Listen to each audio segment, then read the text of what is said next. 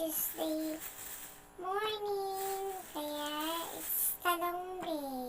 O, ayan mga talong nyo. Lutuin natin ang mga talong nyo. O, nangyayari, humaba yung talong mo.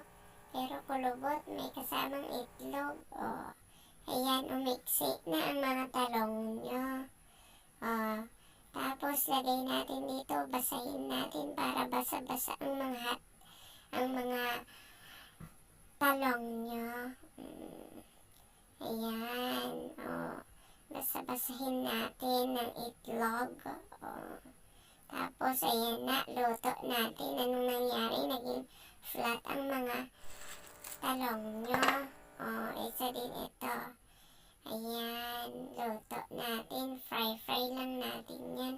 Okay na, masarap na. Ayan ang ating almusal sa araw na ito.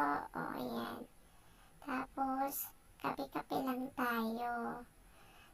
Tapos, pagkatapos maligo, kain na tayo. Kasi tumatakbo na naman ang ating oras.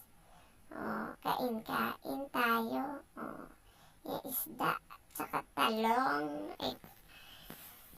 Tortang talong. O, ayan naman tayo. Hinarap natin ang ating kamukha-mukha. Ayan, suklay-suklay pa more para malaglag yung buhok.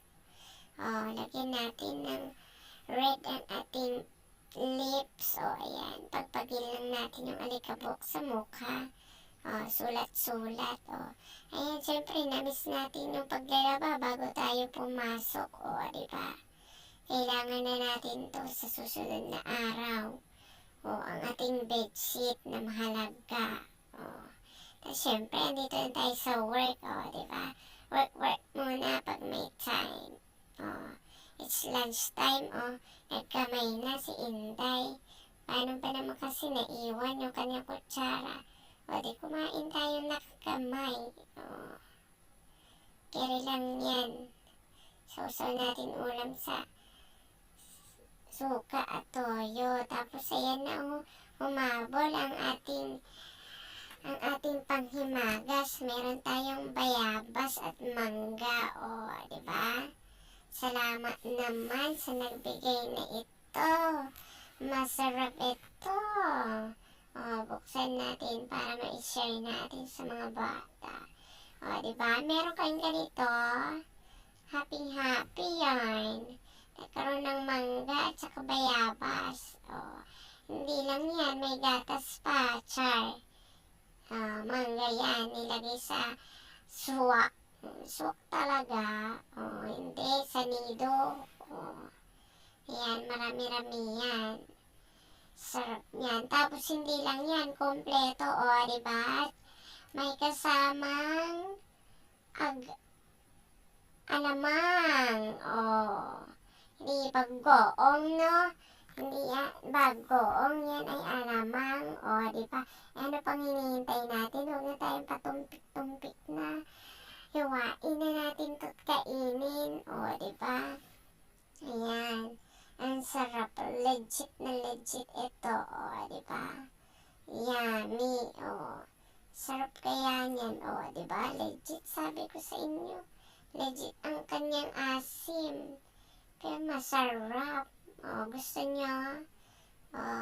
Bukas bigyan ko kayo. Char. O, masarap. Diba? Ubos na. Pagkatapos namin kainin. Yan, panghapon na ng klase. Tapos, pagkatapos ng ating work. Diba? Pili tayo ng saging. Ang mamalang saging. Ayan ang presyo ng mga prutas ngayon, gulay, char, prutas. Tapos, napagtanto natin hindi tayo kakain ngayong gabi. Pumili tayo ng bigas. Yung red sana kasi yung yellow na lang daw mas masarap. Ayan ang mga presyo ng mga bigas ngayon. Napakasakit sa bulsa. Hindi yan ang pinakamahal. Diyos ko. 45, 47. Pero ang nabili natin yung pinakamahal. Alam ba kung magkano? 60, isang kilo. 60, tas 3 beses ka kakain. Diyos ko. Kaya pa nating mabuhay. Oh, sa susunod, kain na lang tayo. Bigas lang. Char. Mama, laba ka na! Laba na ako? Opo. Sige, off mo na. Ayan, nagmo-moment tayo. Pero si Bulinggit, concerned. Yung labahan ko daw na nilagay ko ng umaga, kailangan labahan. Diyos ko, tong buhay na to. O, tapos yung mga sinampay natin nung nakarang araw, yan mo na, ayusin na ng ating katulong. O, ayan, magsasampay na lang tayo. O, sampay-sampay pag may time. Siyempre, bukas tanggalin ulit natin ito. O, diba? Dami-dami nating sampay. Ano ba ito? Chua. Ang buhay nga naman. Oo. Tapos napagtanto natin wala pala tayong katulong.